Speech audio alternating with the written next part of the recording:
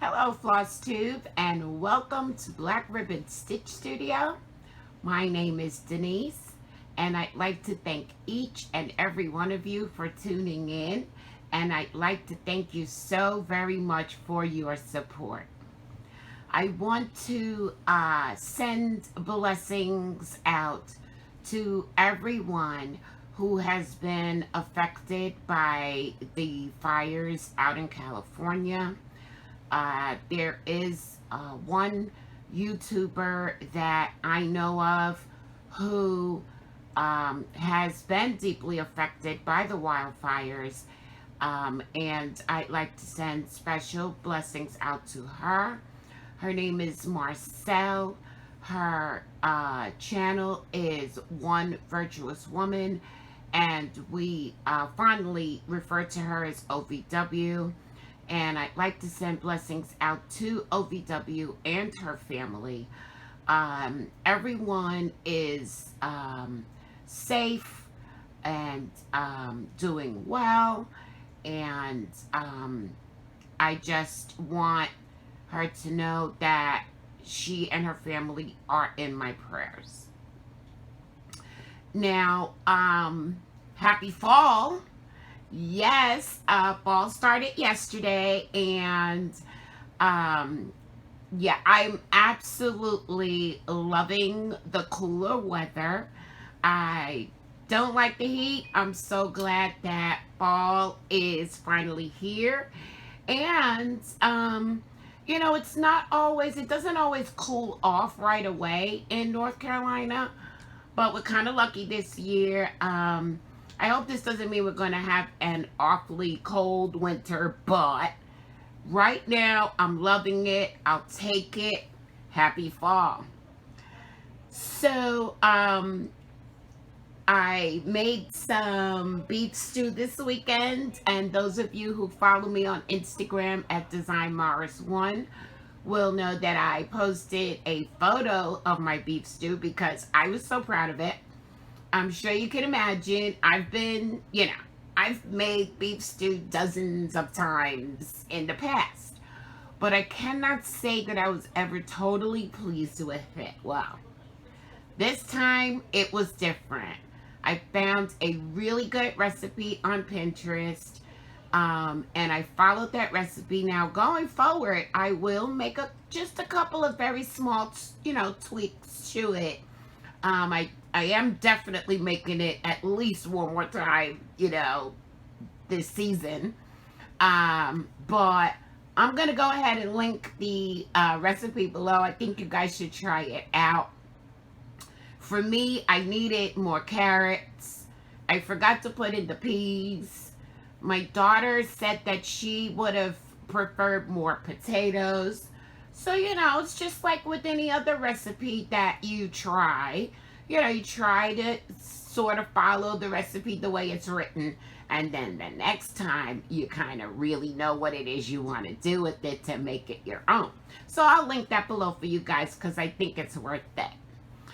Now, I also want to mention that I was interviewed by Becca of Sam Bree Stitches, and I will link her channel below. I will also link the video of the interview that Becca did. She is a very good cross stitcher. She has a very enjoyable channel. She does floss tubes, but she also does interviews of floss tubers, and I think that she did a great job. I was very comfortable talking to her on camera. So go and take a look at that video and get to know a little bit more about me. Also, I want to let you guys know that I'm very excited because those of you who've been following me for a while will know that my daughter and my 11-year-old granddaughter live with us here. And my 11-year-old granddaughter's name is Maya. And we have been crafting together all of her 11 years. And so a couple of months ago, I asked her if she wanted to cross stitch, and I bought a beginner kit for her, and she tried it out. And I have to tell you guys, the very first time that she tried it, she said, nope, this is not for me. You guys have no life if this is what you do all day. I thought that was so precious. She put it away. That was the end of it. But then I did show you probably a couple of videos back. I showed you guys that I had purchased several needle minders. Well, she thought they were really, really cute. And so I think the needle minder sparked her interest in cross stitching again. And so I'm going to share with you Maya's whip. So this is what she's working on. It is by Busilla, and it is a beginner mini, and it's simply called Kitty. Let me take it out of the little package here. Well, maybe not. Here it is. This is what she's stitching, Kitty. And I asked for her permission. I asked her if I had permission to share it with you guys, and she said yes. And so here is where she is. She's doing a great job. And here is her little needle minder.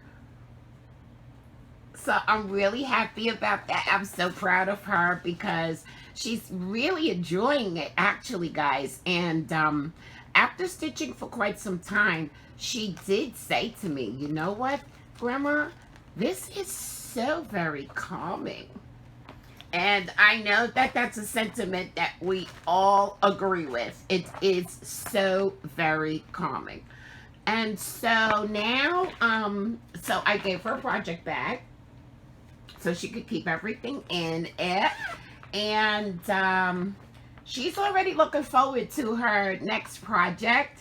And she did also indicate that, you know, hey, I can have a lot of whips just like you, Grandma. So I may have created a monster, but it is one of the greatest kind that I can think of. If I'm gonna create a monster, let's do this. Okay. So today, guys, I just have a couple of whips to share with you. And I want to also thank you for your comments and questions. And I did get really nice comment from Amanda, who, well, remember, in my last video, I showed you the Cross Stitcher magazine that Tammy sent to me in Stitchy Kindness Mail. And this is the Cross Stitcher magazine from February 2020. And Amanda says that she's working on the Alice in Wonderland Stitch Along. And it starts in this issue of the Cross Stitcher magazine. And so I thought that I would go ahead and share that with you guys. Just in case you also wanted to jump in on the Stitch Along, because of course it's still going on. And so here it is. And this is what they have in the first issue, which is the frame of the project, and I hope you can see that. And it is the Cross Stitcher magazine Stitch Along. So that looks really cute. And I let Amanda know that I did look at the Stitch Along, but I think it's a bit more than I can handle right now. I know we always say that, but it's a bit more than I think I can handle right now. But I did want to share it with you guys so that you could know that it starts in this issue of the magazine. Now, I wanted to share with you my experience with the magnifier that I showed you guys that I bought from Amazon. I did get an opportunity to use it. I use it like extensively, and I must say it has made such a difference in my stitching on the higher count fabric, which I love. It really, I feel as if it helped me to stitch faster because I could actually see what I was doing. So I wanted to show you this to you guys again, and let you know that because I had such a pleasant experience with it, I am totally in the market for something that is a little more flexible, because I did point out that the only thing I did not care for with the magnifier is that I cannot move this lever forward, so I kind of have to put my project actually under the magnifier, which isn't always the most comfortable position to be in. So I am in the market for, you know, something maybe nicer, more flexible. So if you guys have any suggestions of what magnifying light you use, I would absolutely love to hear that, because I'm ready. I'm ready. It did the job. I'm ready. But while I'm on the topic of the magnifier, a lot of viewers mentioned, and I want to point this out as well, don't forget that you must be very careful with your magnifier. You need to cover the magnifier when you're not using it, which is pretty much why I just fold mine back up and keep it in the box, because it's very easy for sunlight to come in and strike the magnifier and cause a fire. Okay, so you really need to just make it a habit, just make it a practice that whenever you're not actually using your magnifier, you need to cover it up. Okay, now on to whips. I was able to work on Pandemic this week, and it's a sampler by Long Dog Samplers. For those of you who don't know and are not familiar, here it is. And this is the chart that I was able to use, get a lot of utilization out of my magnifier with. And so I'll insert a picture here of where I was the last time. And look at how much I got done, guys. Oh my goodness. I am so loving this. I am so loving my Pandemic. And so I was able to do a lot more on the border. I got down to some more motifs. But you know, the thrill, one of the thrills for me is the stitching the critters. And so I am, you know, longingly stitching until I get down to the next critter, which is down in here somewhere. But my goodness, guys, I am so pleased with this. I am so very, very pleased with this. And so that is Pandemic. And then you guys know that I am utilizing the Tiny Decisions app. Can I talk today? Let's see if we can get this out. I am using the Tiny Decisions app to decide what project I'm going to work on next. And so crossword came up. So it's another Long Dog sampler. And here it is. This is crossword.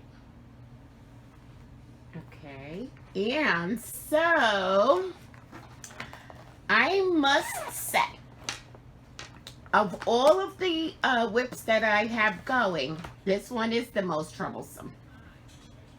And I will show you why. I will show you why. So let me insert a picture of where I was last time.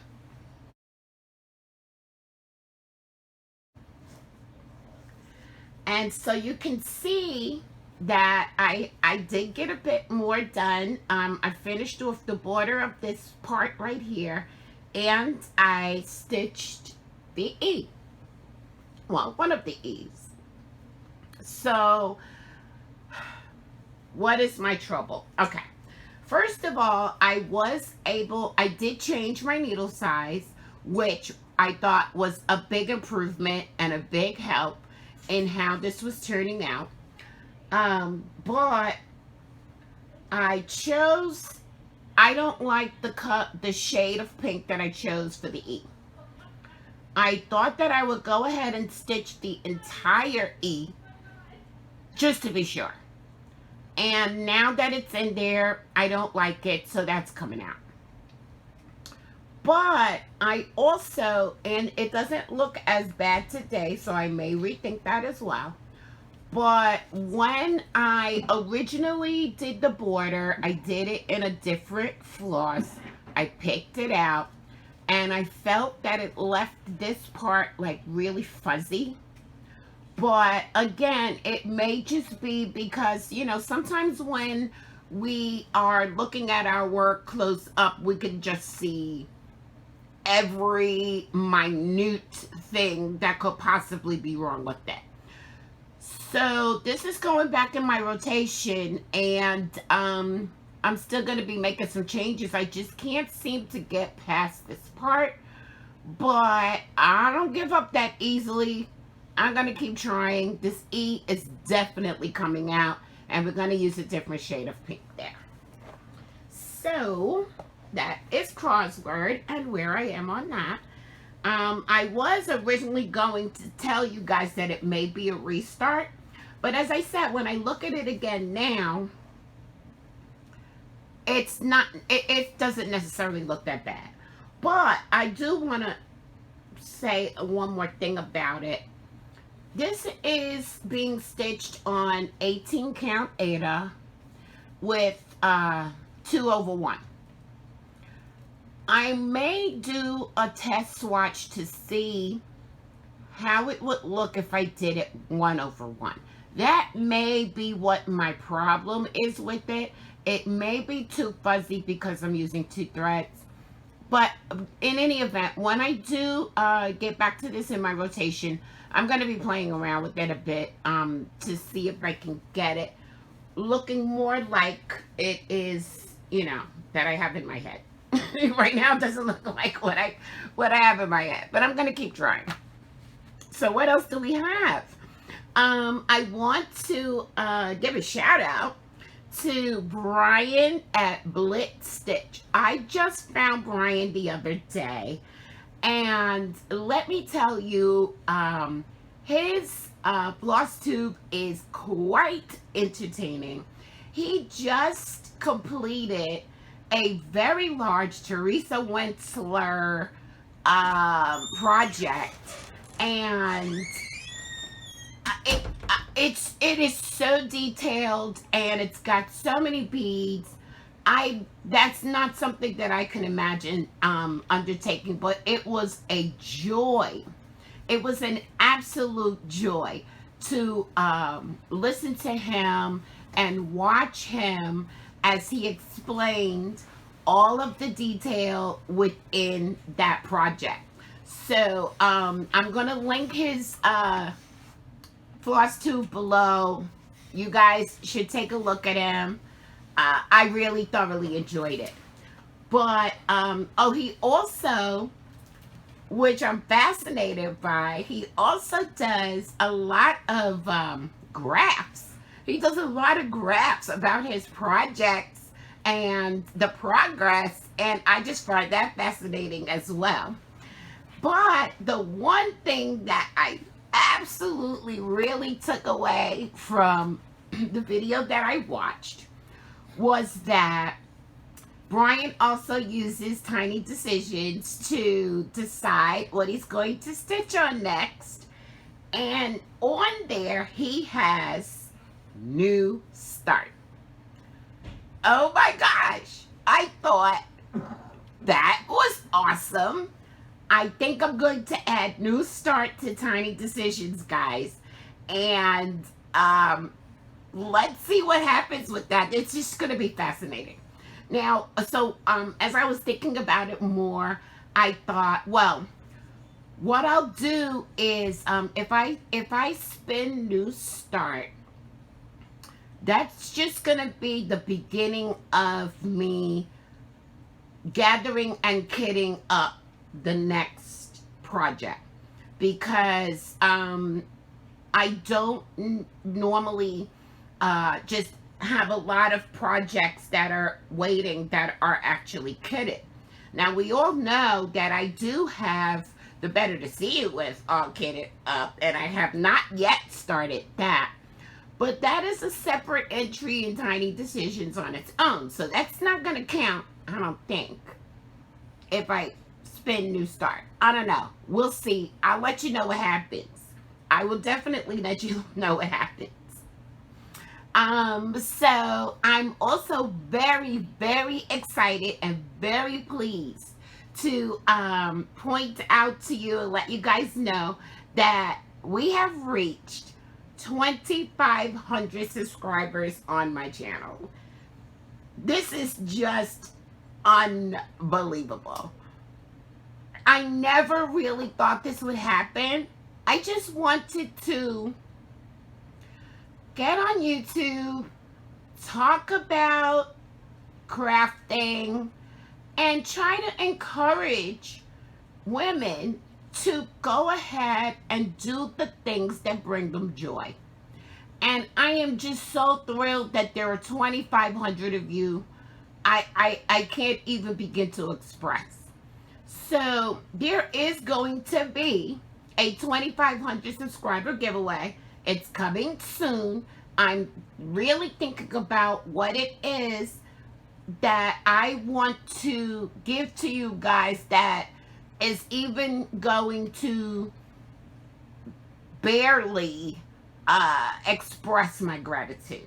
So stay tuned for that. As soon as I figure out what it is I want to give away, I will be announcing that giveaway to you guys. Now, I normally do not talk about what's coming up in my plans, but because I always feel like, you know, well, I am so random that I don't even know what I'm going to be doing, but I can give you a little bit of insight. First of all, we have upcoming Stitchtober by Fat Quarter Shop, and I am going to insert some pictures of what it is that they are offering on their website for Stitchtober. Now, the first one is called Fright Night.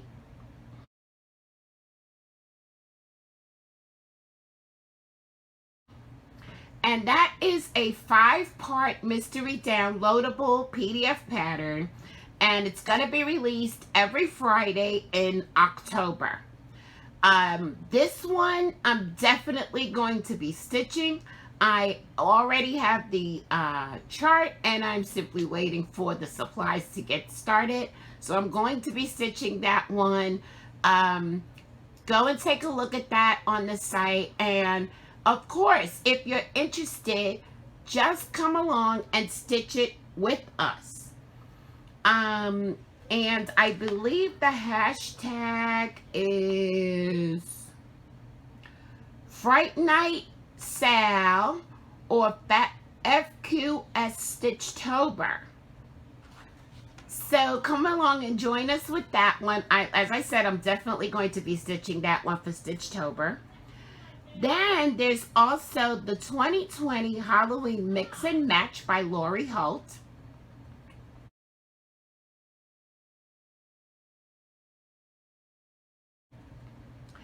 And this is a free cross stitch chart and it's for your choose your own stitching adventure using Lori Holt's patterns. And it's a 3x3 grid, and you fill it with your favorite cross stitch designs from Lori Holt. So as I said, that's a freebie, so you guys can just simply go on their site and get that one and get started. Now there's also a new chart out by Lori Holt for Fat Quarter Shop, and it's called Pumpkins for Sale.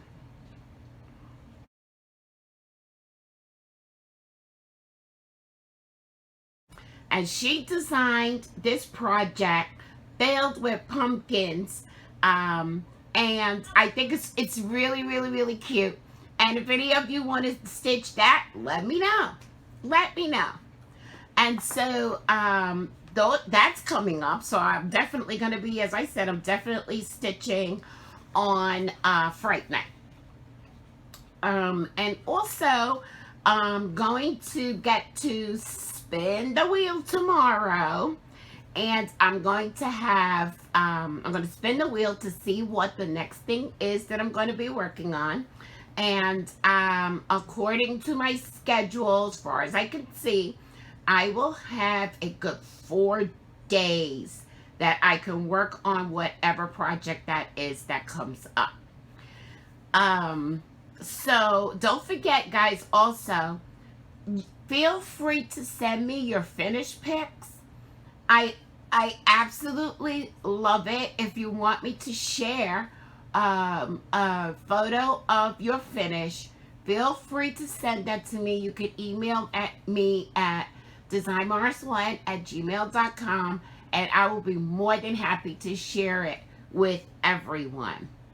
Now I'm going to go ahead and leave you guys with words of wisdom. Well, more words of inspiration.